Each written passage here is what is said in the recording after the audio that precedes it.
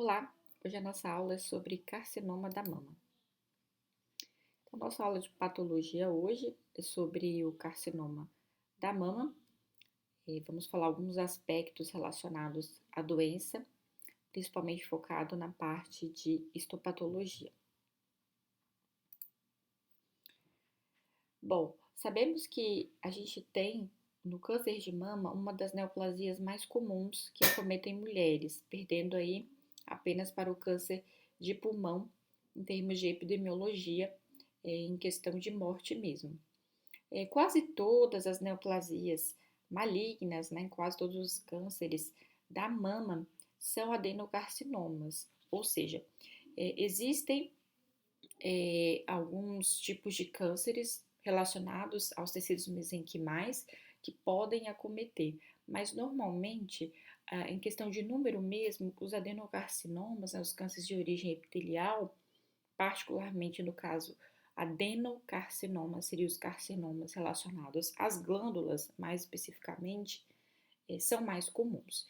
Então, eles representam em número a maioria. Então, dos cânceres que podem atingir os de origem epitelial, eles em número, eles estão em primeiro lugar. E desses cânceres de origem epitelial, os adenocarcinomas, que são originados a partir das glândulas, eles são os mais comuns. E hoje a gente vai falar sobre exatamente eles. Bom, sobre a questão dos fatores de riscos relacionados aos adenocarcinomas, a gente tem uma origem genética importante e outros fatores extrínsecos. Em relação aos fatores genéticos, há mutações hereditárias nos genes BRCA1, 2, a proteína P53 e o gene SHEC2. Parentes em primeiro grau com câncer, né, de mama, com certeza devem ser avaliados de maneira diferente, né? Se tem um parente que teve câncer, então isso já é um fator preditivo. Fatores como raça e etnia são importantes, só epidemiologicamente falando, as mulheres brancas apresentam mais incidência desse tipo de câncer. A idade, idades mais avançadas, representam também fatores de risco. Idade da menarca, então os extremos são importantes, né? Ou o período inicial da menstruação e até a menopausa ser um período muito extenso, ser muito longo, né? Um pouquinho mais fora do normal ali do tempo. Então, e também, né, idade da menarca ou muito cedo ou muito tarde, né? Então, são os extremos. A idade do nascimento do primeiro filho, então sabe-se que mulheres que tiveram filho após os 35 anos desenvolvem mais câncer de mama. Já ter apresentado algum tipo de doença mamária benigna, sabemos que as doenças fibrocísticas, né, na verdade as lesões fibrocísticas da mama, que são lesões benignas, elas representam aí as maiores queixas que levam as mulheres até o médico e levam aí a questão realmente de fazer mamografia até mais cedo, ou com mais frequência, porque elas acabam chamando a atenção, né? São, às vezes, algum cisto, né? O cisto, uma adenose, e aí levam as mulheres até realmente procurar um médico para verificar. Então, já ter apresentado uma doença mamária benigna é um fator de risco, mas quase todas as doenças mamárias benignas, as lesões benignas, não vão representar risco de câncer. Apenas aquelas doenças proliferativas da mama representam algum tipo de relação com o aumento do risco ao desenvolvimento do câncer. Então, dentre as lesões benignas, tem aquelas que são não proliferativas e as proliferativas. Dentro das doenças proliferativas, dentro das lesões proliferativas, a gente tem aí um risco de acontecer uma hiperplasia atípica, né, podendo gerar alterações celulares importantes que podem indicar, neste caso, um risco aumentado para o desenvolvimento do adenocarcinoma. Por isso deve ser avaliado com mais realmente cuidado. Exposição estrogênica, então sabe-se que mulheres que fizeram uma reposição ao estrogênio, ou seja, estão sob o aumento aí do estrogênio, seja um aumento extrínseco, né? É, elas têm aí uma maior propensão. Os adenocarcinomas, eles têm uma relação importante com o estrogênio. Por isso, o aumento do uso do estrogênio pode ser um fator de risco, né? A gente também tem as densidades mamárias, então mamas muito densas, muito volumosas, muito densas. Primeiro que são mais difíceis de detecção na mamografia, né? Questão de lesões mesmo são mais difíceis. As pequenas calcificações que aparecem, a gente vai ver ao longo da aula, podem indicar algum tipo de lesão maligna, né? A maioria não, mas algumas podem indicar lesão maligna. Portanto, quando há uma mama muito densa, é de difícil verificação, então acaba-se que detecta-se mais tarde, né? Exposição à radiação, então, isso daí para quase tudo, né, relacionado a câncer, radiação é um fator importante.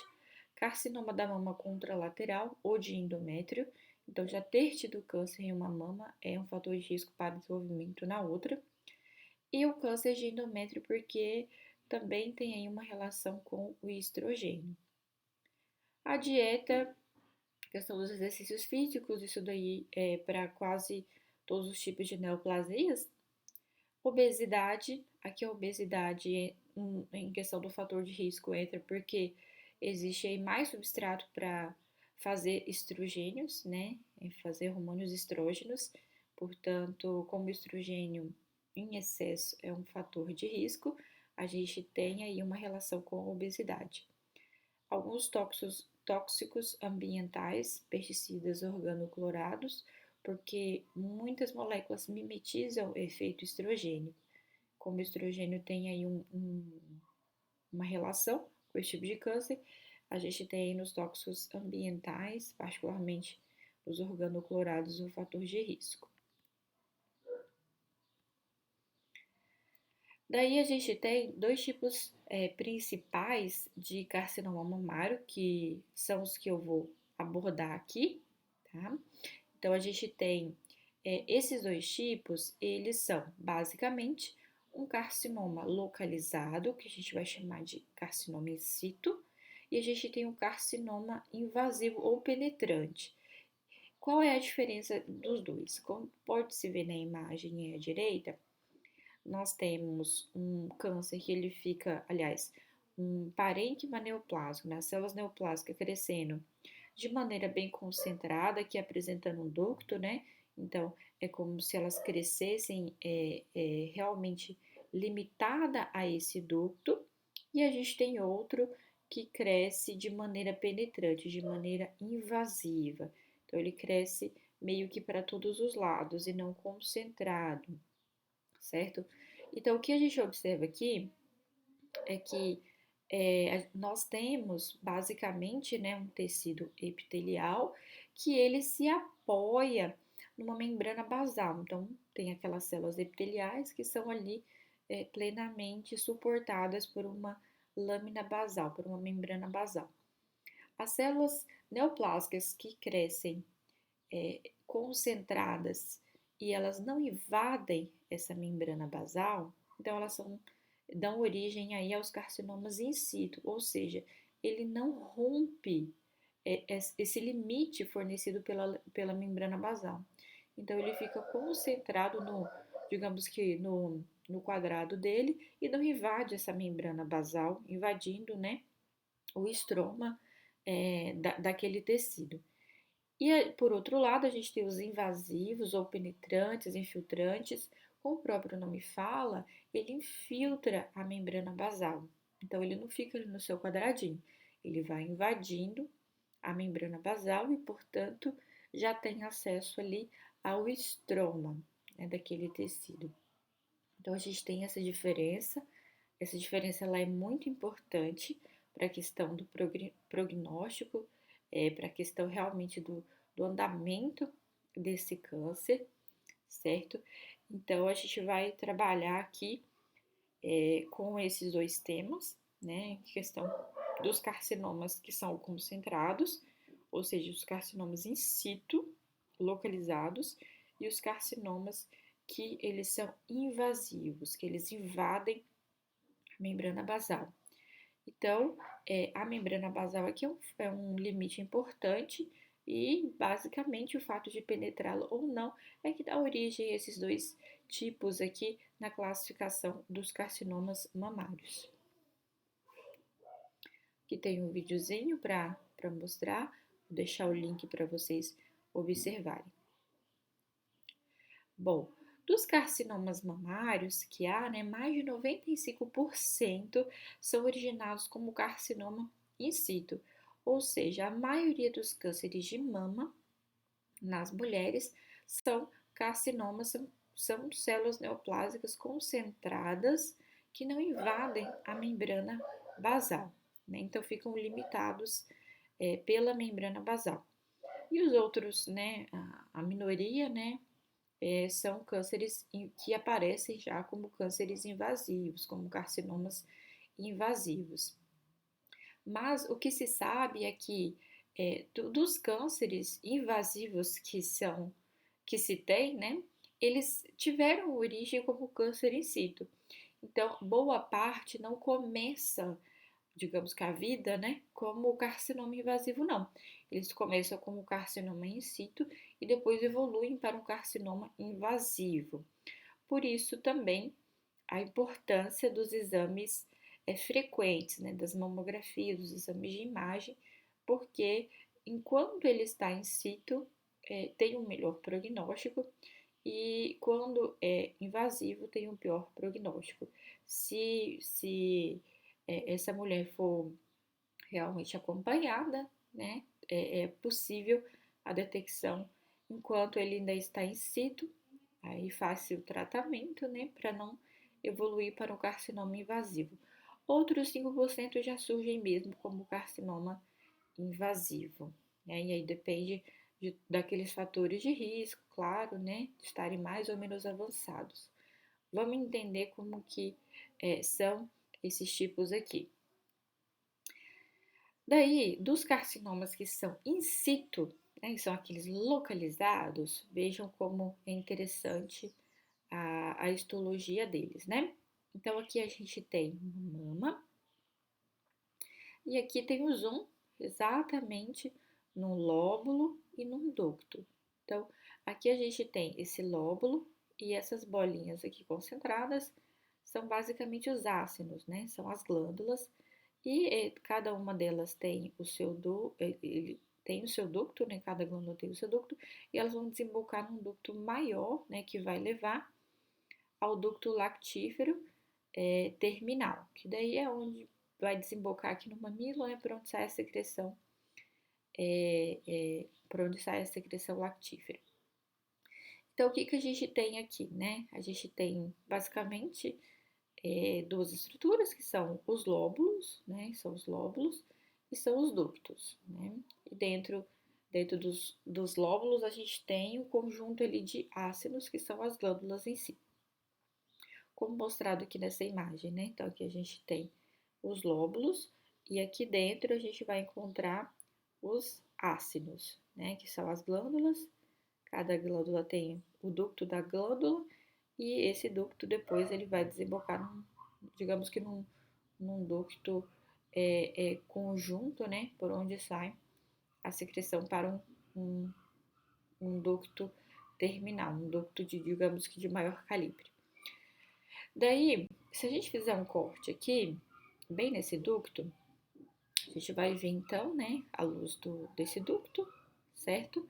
E esse ducto, ele tem aqui uma, duas camadinhas de célula e tem a membrana basal, certo? E o normal dele é esse daqui, sem preenchimento na luz dele, certo? Sem preenchimento na luz. Quando há um, um carcinoma in situ, só que ductal, que a gente chama, né? Um carcinoma ductal in situ, ou seja, um câncer localizado no ducto, eu tenho preenchimento dessa luz. Então, as células passam a ter bem mais do que duas, três, quatro camadas, né? Então, elas acabam por preencher toda a luz desse ducto aqui. Então, o que era para ser duas camadas vai aparecer todo preenchido nessa luz. E aqui a gente tem o carcinoma ductal in situ, ou seja, o carcinoma do ducto, né, que está localizado no ducto. Esse aqui é bastante comum dentro dos carcinomas in situ. Por outro lado, a gente também pode ter um carcinoma que acontece no lóbulo, né? Como cada lóbulo é formado aí por um conjunto de ácinos, né? A gente tem esses ácinos sendo todos proliferativos, né? Então, esses ácinos, na verdade, eles não mudam muito a sua estrutura, na verdade, eles crescem em número. Então, a gente tem aqui uma dilatação deles e eles crescem em número, né? Então, a gente tem esse lóbulo totalmente aumentado. Então, ele tinha um tamanho, ele vai ficar com um tamanho anormal. E aí vai gerar pra gente o carcinoma lobular in situ, ok? Espero que tenha ficado compreensível. Por outro lado, a gente também tem os carcinomas que não são in situ, não são localizados. Eles crescem de maneira infiltrativa. Então, eles crescem para o estroma, para o seu redor. Então, aqui a gente tem, só para mostrar essa imagem, a gente possui ali uma limitação da membrana e ele começa a infiltrar essa membrana basal das células que estão ali. E isso pode acontecer tanto no ducto, pode acontecer tanto no lóbulo, tá? Normalmente se começa, inclusive, nessas estruturas e aí infiltra-se, como eu mostrei. Aqui tem uma imagem também, né, para mostrar. Então, as células normais, aí começa o crescimento realmente para dentro da estrutura, seja do lóbulo, seja do ducto, e depois ela tem um crescimento infiltrativo, né? Basicamente extravasa a membrana, né? Já não fica ali limitado por essa membrana. Então, como já dito, a maioria dos carcinomas invasivos começa a partir de um carcinoma in situ.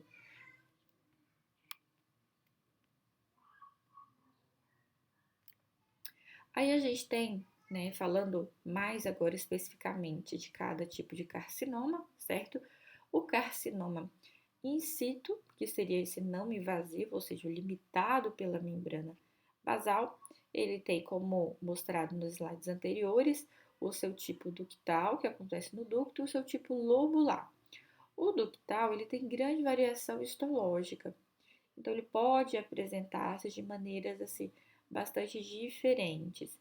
Eu vou mostrar uma imagem aqui, só para a gente observar uma imagem real, histológica, para a gente poder ter uma ideia mais precisa de como seria uma lâmina, né, de histopatologia, nesse caso, desse tipo de carcinoma.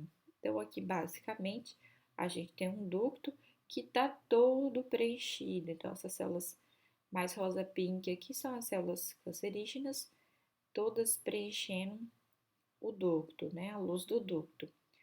A gente vê de diferentes tamanhos, né, ainda se consegue manter uma arquitetura desse tecido no carcinoma in situ, o que a gente não observa tanto para um carcinoma invasivo, onde o tecido já apresenta bastante diverso, né, do original. E uma coisa que a gente pode observar no caso do carcinoma ductal é realmente áreas de necrose interna. Então, isso pode ser observado nesse ponto central aqui, por exemplo, mais escuro, né, são áreas de necrose.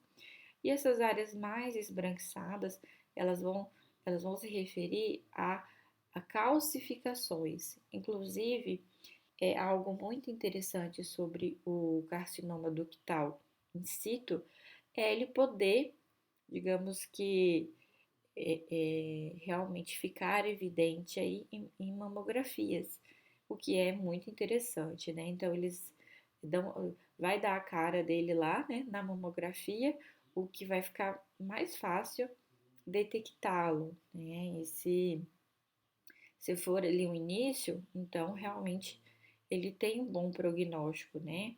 E é legal essa questão das calcificações, porque nos exames de imagem eles vão aparecer, né? Como é um tipo de câncer que na macroscopia não é muito, ele não dá grandes alterações macroscópicas, né? Não apresenta grandes alterações macroscópicas, o fato dele ter essas microcalcificações, elas são possíveis de serem detectadas em mamografias e isso já dá um indício, né? Para se investigar de maneira melhor. É claro que existem lesões benignas que também aparecem como calcificações. Como não se sabe o que é um e o que é outro, deve-se investigar com mais acurácia. E aqui a gente tem o carcinoma lobular, aquele que é dos lóbulos. Então a gente consegue observar que os lóbulos eles ganham bastante volume, eles ficam mais distendidos, eles ficam mais volumosos. Basicamente você tem um inchaço deles, né? Eles ficam todos bastante preenchidos. Aqui então a gente tem uma população também que muda pouco a sua forma celular. Isso também fala sobre os tipos de carcinoma in situ, né? O fato deles basicamente se apresentarem aí com células parecidas com a sua, o seu tecido original, né? São células que não têm grandes diferenciações, já aparecem sim com atipias, mas ainda conseguem manter em boa parte das vezes, claro que tem os graus de diferenciações histológicas, mas conseguem aparecer ali mais ou menos similares. Então, no caso do lobular, ele vai aparecer com a população monomórfica de células pequenas, ou seja, uma célula, digamos que uniforme entre si no seu crescimento, pouco coesiva, se preenche e expande os ácidos de um lóbulo. Então, aqui a gente tem os ácidos, ficam todos preenchidos pelo, realmente pelo número de células que cresceu, né? Então, houve ali um crescimento anormal dessas células e elas acabam expandindo esses ácidos, que aparecem mais dilatados, mais inchados. Aqui para a gente observar, né, a diferença entre o carcinoma ductal in situ e um lobular in situ. Então, no caso ductal, ele pode aparecer, normalmente aparece com calcificações nos exames de imagem. O lobular, ele raramente aparece como calcificações. Por isso, o lobular ele é muito mais difícil de ser detectado do que um carcinoma ductal. Por isso, até que se fala mais no carcinoma ductal do que o lobular. Por causa disso, né, ele tem um bom prognóstico. Já quando o lobular aparece, ele já está indicando aí um risco aumentado do carcinoma invasivo. Até porque, pelo fato dele demorar mais a ser detectado e porque os in situ eles representam um início aí possível para o invasivo, ele acaba que está mais relacionado ao surgimento do carcinoma invasivo. O ductal ele não vai possuir grandes alterações macroscópicas, assim como o lobular. Então, eles não dão muitos sinais macroscópicos da sua existência. Então, dificilmente vão aparecer como nódulos, podem aparecer como nódulos palpáveis, mas é muito difícil isso acontecer, tá? A maioria não vai apresentar, então, grandes alterações macroscópicas significativas, podem apresentar-se com configuração nodular e possuir áreas de necrose. Seria o que seria identificado num corte, por exemplo, né? Mas de difícil detecção macroscópica, porque não vai apresentar grandes alterações na mama. E aí a gente tem os carcinomas que são invasivos, né? E aí a gente tem alguns também tipos morfológicos para falar dele. Vou deixar o link desse vídeo aqui que é bastante interessante para ser observado. Os carcinomas invasivos, eles têm também as suas classificações. Boa parte da aula a gente vai falar sobre elas, inclusive, né? E elas são. é, a tecnologia foi avançando tanto que hoje a gente consegue detectar os tipos de carcinoma invasivo pelos seus tipos moleculares, o que é muito legal para falar sobre a questão de resposta ao tratamento. Então, hoje se consegue dividir em grupos e esses grupos, por apresentações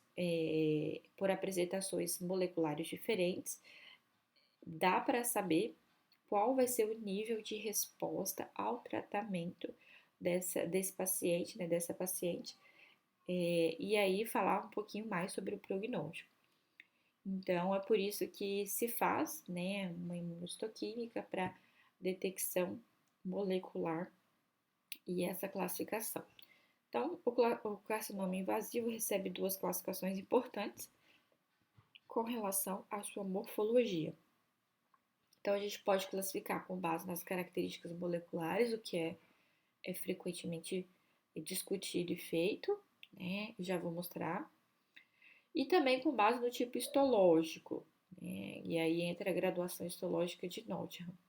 Então, a gente tem os fatores moleculares para classificar e, é claro, o tipo histológico. Ambas as coisas são realizadas para realmente ter uma maior percepção do que está acontecendo. Em relação à morfologia do carcinoma invasivo, na mamografia, normalmente vai aparecer como uma massa de pelo menos 2 a 3 centímetros de tamanho. Histologicamente, ele vai ter uma resposta bastante exuberante, estromática, desmoplásica. Então, é um tipo de visualização, né, numa lâmina histológica, em que você vai ver grandes áreas de fibrose, né, que é essa resposta estromática exuberante. Então, como a gente tem ali aquelas células que inicialmente estavam concentradas, mas elas invadiram o seu redor, ou seja, o seu estroma, acaba que esse estroma ele passa a apresentar-se diferente da arquitetura original, né? E particularmente com essa resposta desmoplásica aí, né? Que seria uma exuberância da questão das fibras, né? Esse tecido vai aparecer mais fibroso. Vamos observar aqui, ó. Então, pode aparecer como massas radiodensas, irregulares e firmes, que dá para observar nessa área bastante esbranquiçada aqui. E quando se vê na histologia, que tem a parte, né, dos ácidos e tal, você pode observar aqui no estroma, né, essa resposta desmoplásica aqui. Então, basicamente, o estroma ele se torna bastante fibroso, que tem bastante fibra colágena preenchendo esse estroma. O nódulo ele também pode se apresentar circunscrito, tá? Em vez de se apresentar de maneira mais radial, igual nessa imagem acima aqui, ele também pode apresentar um nódulo redondinho circunscrito, que também aparece na macroscopia. E também sem produção de massas palpáveis, aparência próxima ao normal, né? Que é um pouquinho mais difícil de detecção, né? Então, são essas as respostas que podem aparecer tanto nos exames de imagem quanto na histologia. Aqui ainda continuando sobre essa aparência variada, né, que pode se apresentar na macroscopia, então pode se apresentar como as massas radiodensas, né, que tem um aspecto mais irregular e firme, é o caso da maioria. E o interessante é que quando elas são cortadas para realmente fazer a análise, ela tem um som característico similar ao corte de uma castanha. Então, aquele som como se você estivesse cortando uma castanha, aquele POC, né?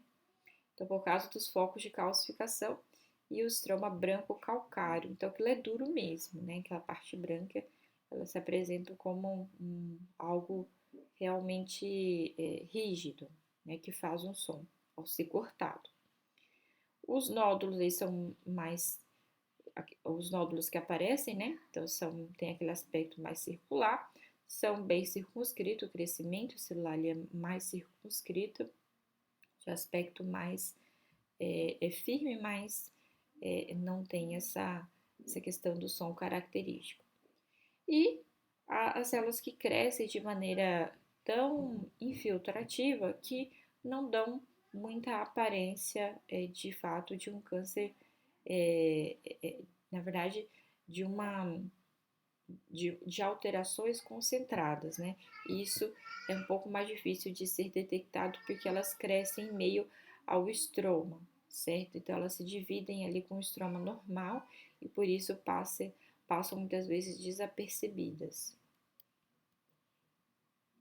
Aqui um pouquinho mais para a gente ver uma das maiores alterações, né?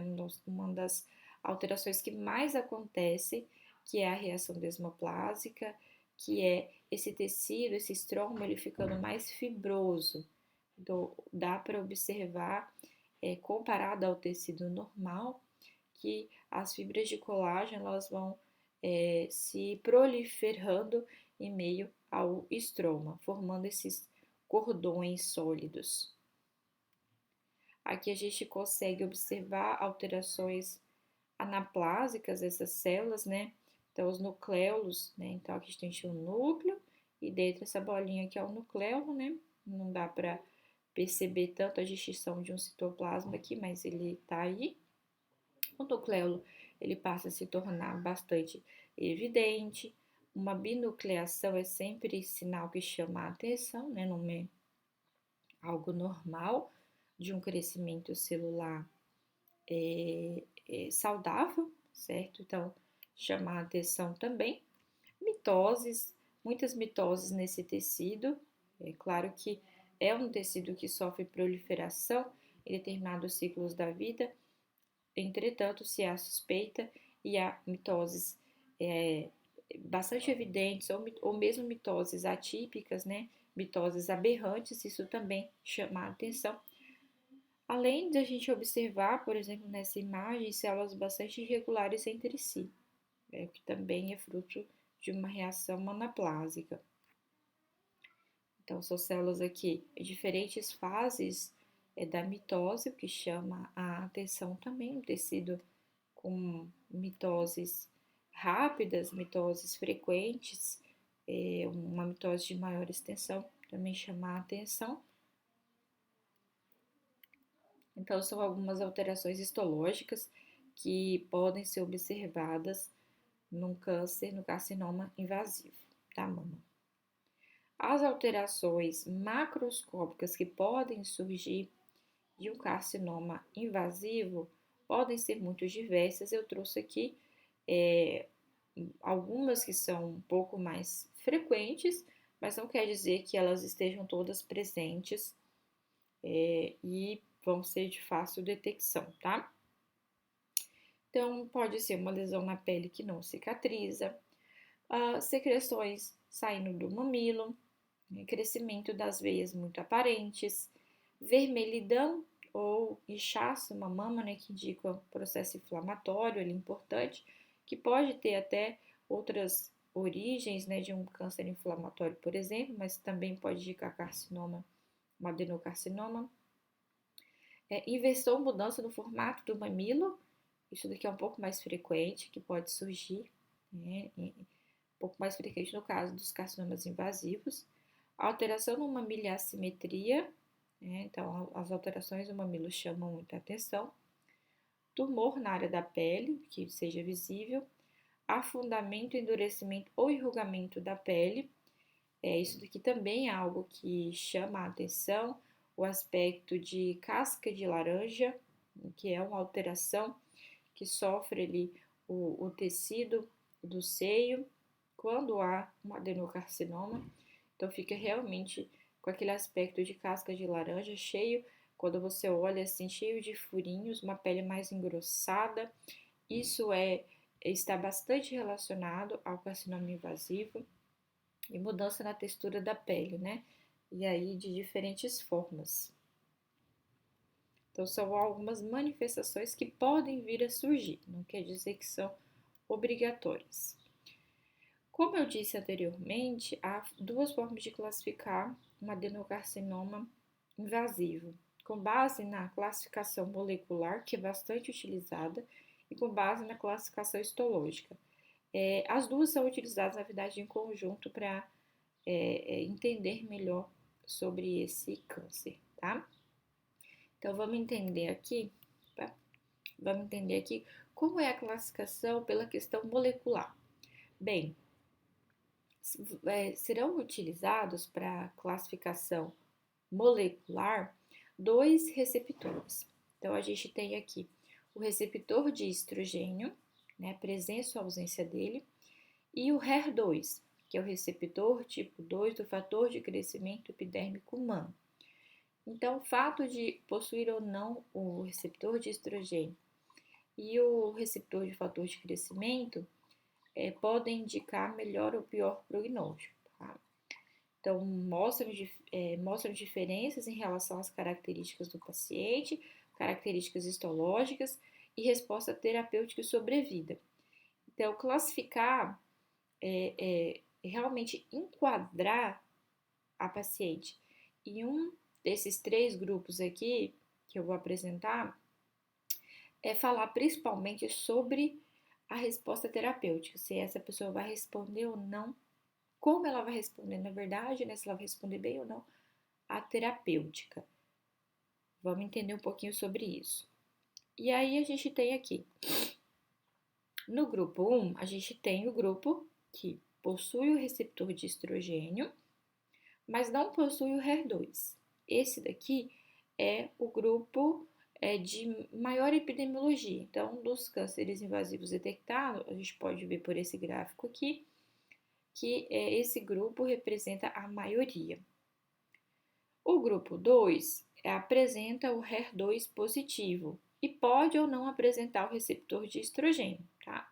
Então, sabe-se que esse grupo ele vai apresentar o HER2, mas pode ser, essa paciente ela pode ser HER2 positivo e ter o receptor de estrogênio ou ser também receptor de estrogênio negativo, tá?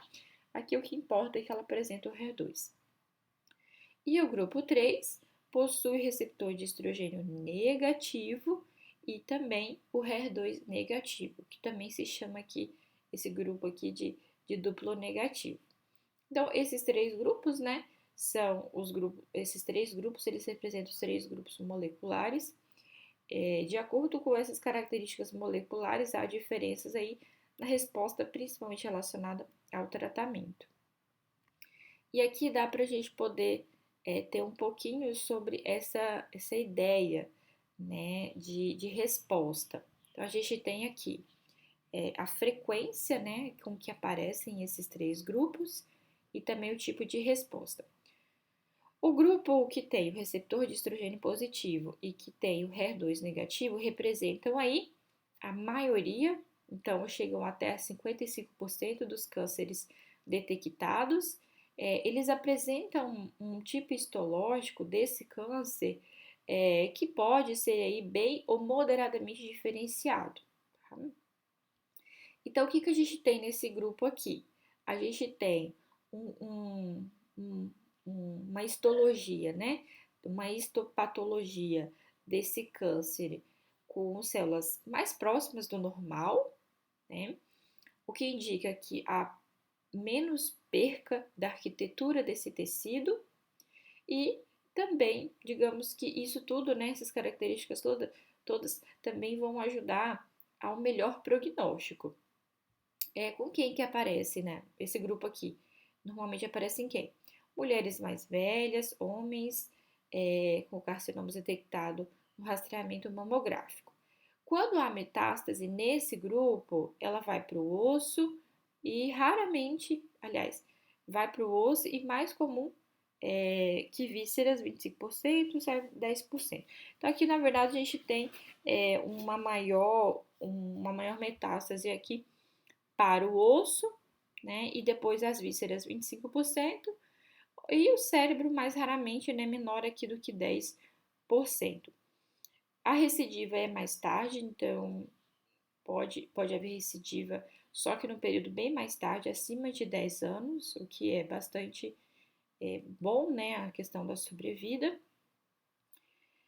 E também a resposta completa à quimioterapia, ela chega a ser realmente bem maior, aliás, ela é menor do que 10%. Aqui, na verdade, o que a gente tem são pacientes que respondem, na verdade, muito melhor à terapia hormonal do que, de fato, à quimioterapia. Então, apenas menos de 10% respondem de fato bem à quimioterapia. E são pacientes que vão responder melhor à terapia hormonal, como tamoxifeno ou algo do tipo, né? Um tratamento hormonal mesmo. Há uma distinção desses dois grupos aqui. O que tem, né, o receptor de estrogênio positivo e o HER2 negativo, a gente ainda pode subdividir ele em baixa proliferação, que é o que eu citei aqui, porque é a maioria, e o da alta proliferação. Nesse caso da alta proliferação aqui, ele parece responder um pouquinho melhor à quimioterapia, mas também gira em torno aí de 10%, né? Então, são realmente de fato, é um grupo que vai responder melhor à terapia hormonal. O grupo HER2 positivo, que pode ser ou não receptor de estrogênio positivo ou negativo, ele representa um grupo intermediário, mais ou menos 20%. Diferentemente do primeiro grupo, ele já vai aparecer em mulheres mais jovens, né? Mulheres não caucasianas, e normalmente eles estão relacionados à mutação na proteína P53, né? As que são HER2 positivo e RE positivos nesse caso aqui também. O padrão de metástase é 70% osso, 45% vísceras e o cérebro mais ou menos 30%. Tem uma sobrevida um pouco mais curta que o primeiro grupo, né? Então menor do que 10 anos, e a sobrevida com metástase é bastante rara.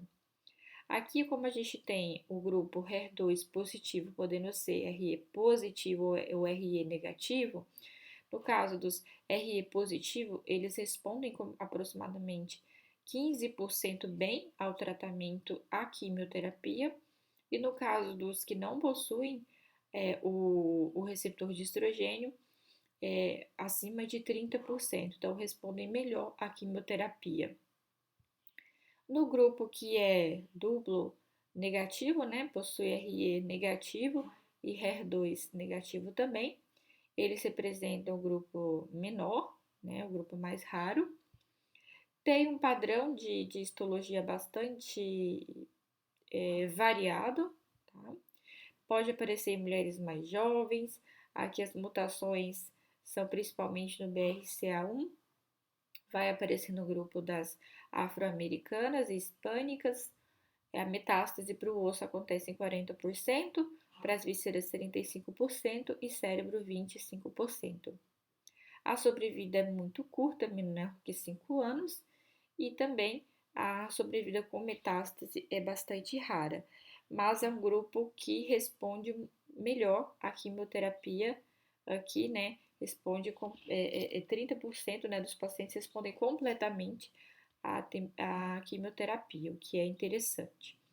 Então, essa tabela serve para mostrar que os grupos moleculares eles podem indicar aí um padrão histológico, que eu vou tratar um pouquinho mais adiante, e também, principalmente, na resposta à quimioterapia ou à terapia hormonal, sendo uma das opções quando a quimioterapia não funciona.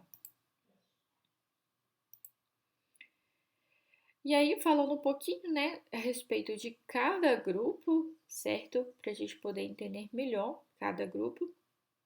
A gente vai começar aqui com o primeiro grupo, que é o receptor de estrogênio positivo e o fator de crescimento negativo, né, o HER2 negativo. Com relação à morfologia, né, variam entre um tumor bem diferenciado, com baixa taxa de proliferação e poucas alterações cromossômicas. Aqui a gente ainda tem dois grupos, que é o de baixa proliferação e o de alta proliferação, né, sendo dentro do mesmo grupo molecular. Só que eles podem ter aí um padrão histológico mais interessante, né, que é um padrão em que as células não se modificaram tanto das células originais, das células saudáveis daquele tecido. Geralmente, os tumores que aparecem com células totalmente anaplásicas são tumores com alta taxa de proliferação. A gente pode acompanhar um pouquinho nessa imagem aqui. Então, aqui a gente tem os dois grupos, né? O de baixa proliferação e o de alta proliferação. Então, aqui mostra as translocações, as modificações que acontecem a nível de DNA. Então, a gente observa que no tumor de baixa proliferação, essas modificações são bem pontuais, né? Já no de alta proliferação, você tem grandes modificações, né? E isso aparece também no padrão de expressão proteico, que se modifica bastante. Aqui a gente tem também um padrão de marcação imunohistoquímico diferente. Que pena que não dá para aumentar um pouquinho mais para a gente ver essa imagem, mas esse padrão aqui também de marcação tanto do receptor, né? Ele fica diferente. E a morfologia, com relação à histologia mesmo, é um padrão bastante diferente. No de baixa proliferação, como pode ser observado, mesmo que um pouco pequeno nessa imagem, a gente tem aqui uma formação ainda bastante próxima do tecido original. Então, a gente tem em conta as glândulas, um estroma um pouco mais desmoplásico, mais apresentando ainda as glândulas, digamos que nos seus lugares.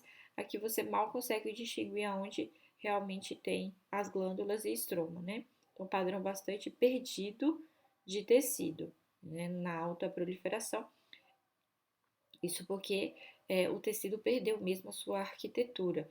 Provavelmente, se a gente conseguisse ampliar um pouquinho mais essa imagem, a gente observar que aqui há bastante alterações como binucleação, mitoses atípicas, núcleos hipercromáticos e esse tipo de alteração celular.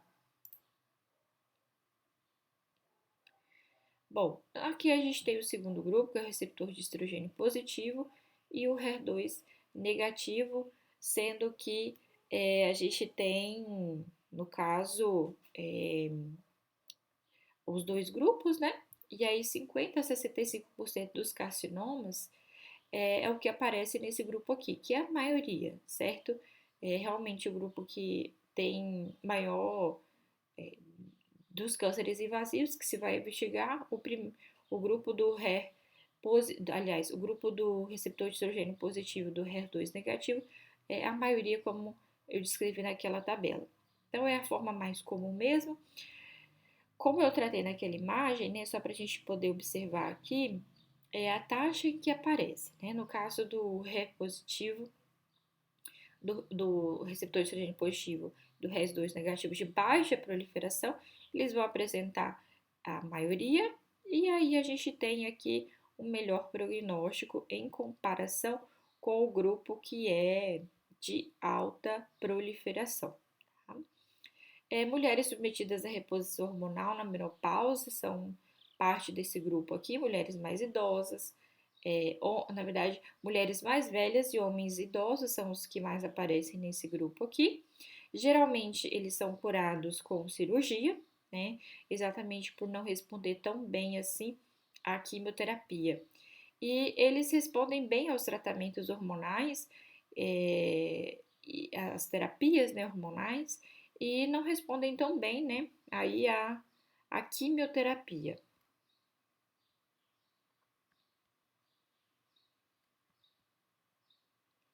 Aí a gente tem o segundo grupo, que é o HER2 positivo, com o estrogênio, o receptor de estrogênio negativo ou positivo, é o grupo intermediário, o segundo grupo é mais populoso, metade desses carcinomas é receptor de estrogênio positivo, a expressão do RE geralmente é baixa, mesmo naqueles que são positivos, essa expressão não é muito grande, né?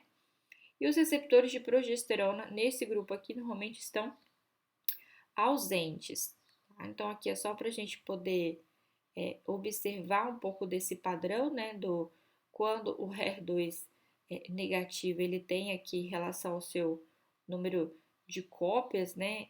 A distinção dele, né? Não, você não consegue observar esse padrão de expressão. Aqui essa tabela é um pouquinho mais completa para a gente poder comparar em relação a, as translocações, as modificações desse segundo grupo, né, que pode ser observado. Então, a gente tem aqui um HER2 positivo, né, no caso desse segundo grupo aqui, que pode ter o RE positivo ou negativo. A gente tem uma taxa já de modificações do DNA um pouquinho mais evidente, se você for comparar, por exemplo, ao primeiro grupo tratado. Aqui a gente pode também ver na marcação, né, na imunohistoquímica, dá para marcar o receptor e poder observar para poder classificar, né? E em relação ao padrão histológico, observa-se também que o segundo grupo, que é o HER2 positivo, sendo ele RE positivo ou não, é que o padrão da arquitetura do tecido ele também é bastante perdido, né? Você já não consegue observar aquele padrão glandular típico do tecido mamário.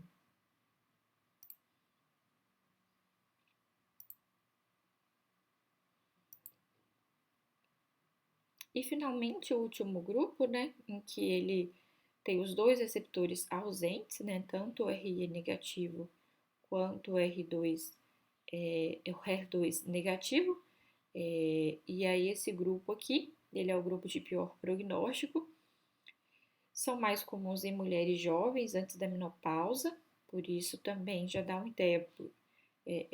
Câncer de mama em mulheres mais jovens é raro, né? Quando eles aparecem, eles são esse tipo aqui, que é o tipo mais raro que tem, né? Que vai estar nesse grupo ou no segundo grupo, que é o HER2 negativo. Aliás, o HER2 positivo ou RE positivo ou negativo. Então, o último grupo, que não possui nenhum desses receptores, eles são mais comuns em mulheres jovens antes da menopausa e devido à alta proliferação e o rápido crescimento, esse tipo de neoplasia ele pode se apresentar na macroscopia, ele pode se apresentar com uma massa palpável, né, no intervalo entre os rastreamentos mamográficos. Então, ele pode realmente ser sentido, né, exatamente porque ele tem um crescimento muito rápido para formar os nódulos. Recorrências locais são normais, mesmo depois de uma mastectomia. Então, ele tem uma recidiva muito mais alta se comparado aos outros grupos. Em relação ao padrão de mutações, translocações, a gente consegue ver aqui também que a gente tem realmente muitas modificações a nível de DNA, né? O que vai influenciar no padrão proteico também apresentado. A gente também tem uma arquitetura bastante perdida com relação a esse tipo de câncer. Também tem a marcação da proteína P53 que aparece bastante. Então, é um grupo de pior prognóstico.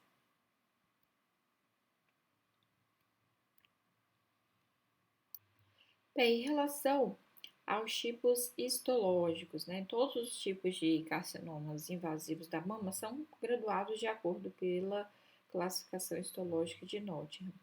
E aí a gente tem 3 graus para diferenciar histologicamente a diferenciação que essas células sofreram ao longo do processo neoplásico. Então a gente tem o grau 1, que é um carcinoma bem diferenciado, o carcinoma de grau 2, que é o moderadamente diferenciado, e o carcinoma de grau 3, que é o pouco diferenciado. O que significa isso?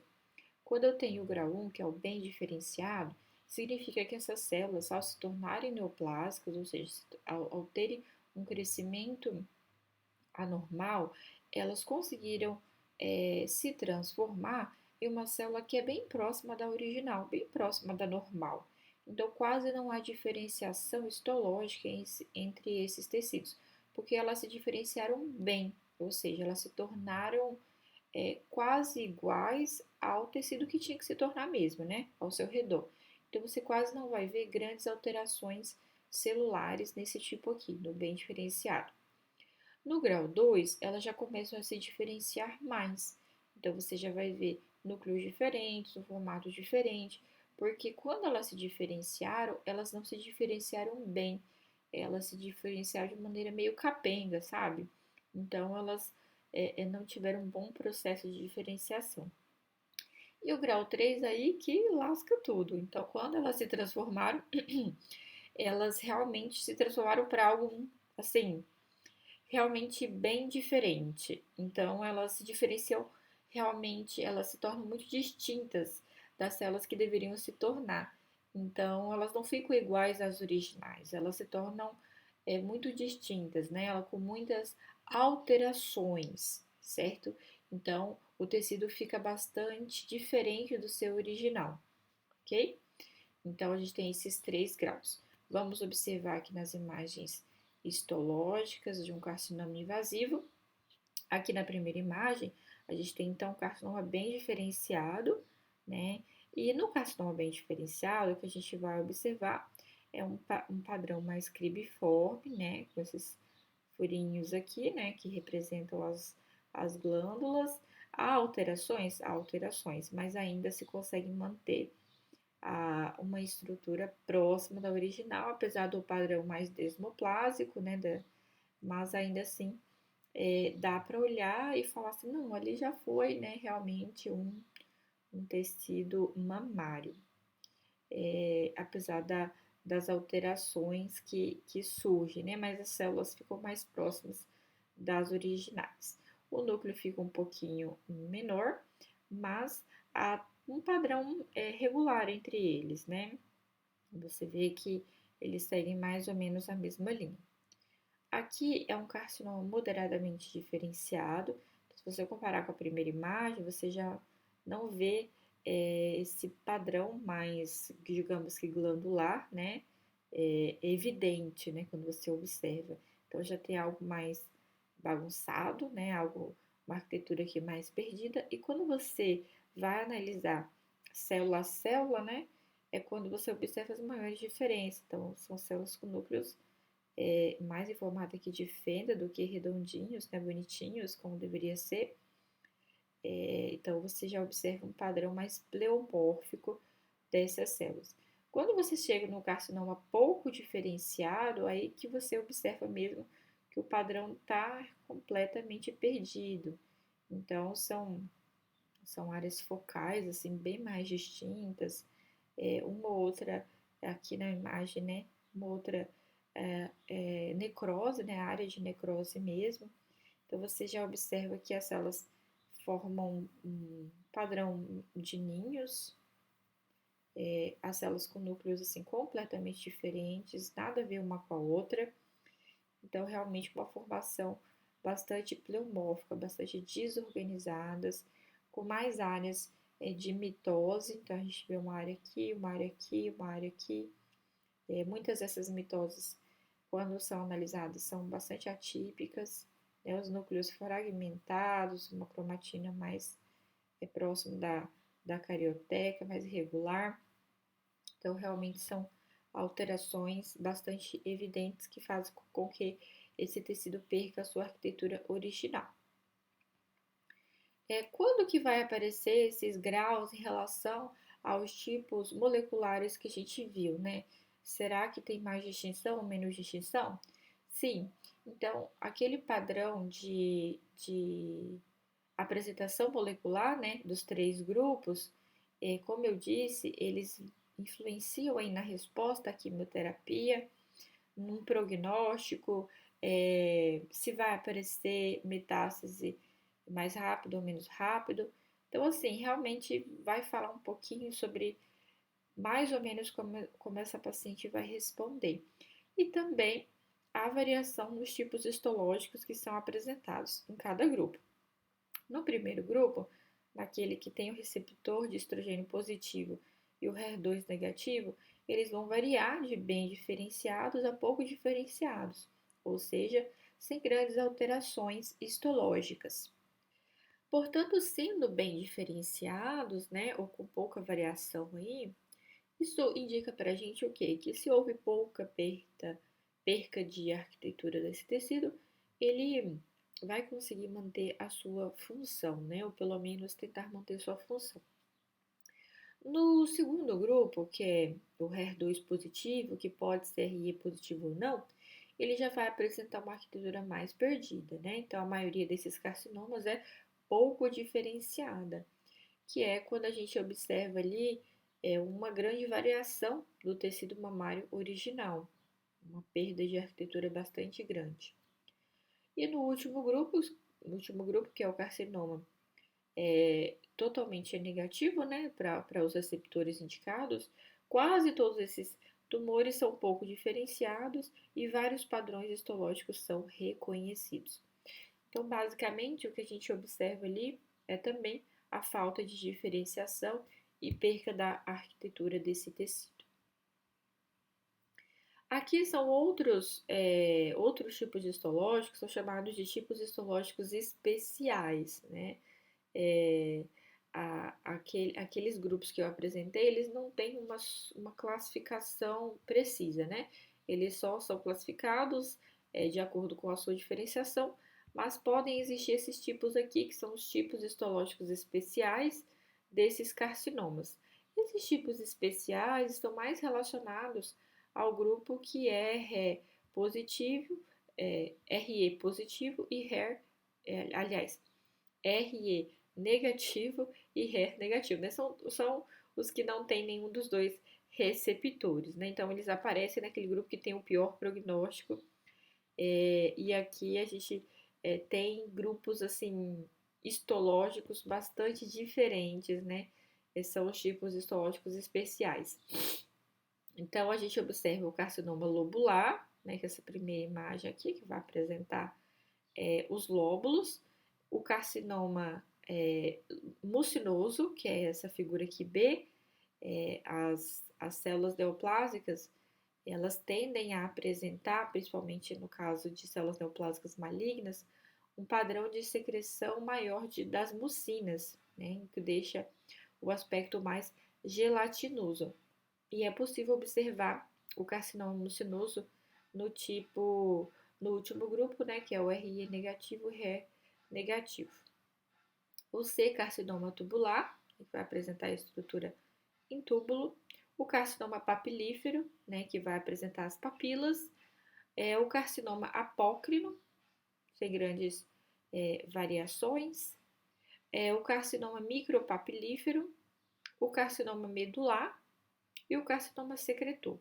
Então, são tipos, na verdade, de histologias diferentes que podem sim apresentar na macroscopia morfologias diferentes, né? Na macroscopia podem apresentar também variações.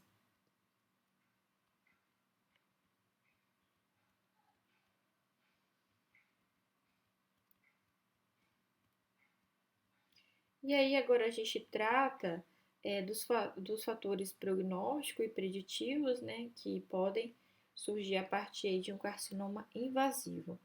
O prognóstico depende de características biológicas, como as que eu apresentei, que são as características em relação aos grupos moleculares e histológicos, né, e da extensão da disseminação no momento do diagnóstico.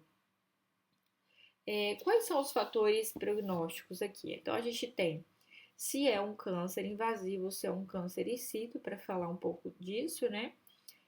Se já houve metástase.